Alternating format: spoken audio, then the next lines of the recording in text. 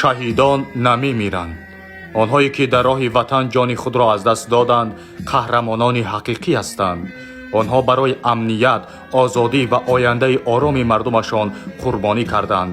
мо шаб ба роҳат хобем, аммо сарбозони ватан шаби дароз нахобида ватани моро посбонӣ мекунанд. онҳо дар ҳар лаҳза кӯшиш мекунанд то душмане қадами нопокашро бар сарзамини биштосои мо нагузорад. номи неки онҳо ҳамеша дар хотираи миллат зинда мемонад ва корнамояашон барои наслҳои оянда ибрат аст. худованд ҷояшонро раҳмату мағфират намояд.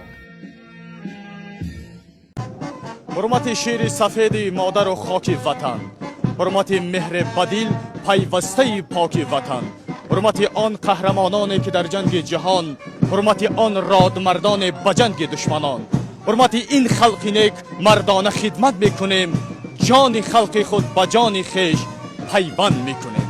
дил ба ғами ватан фигон мо накунем, ки мекунад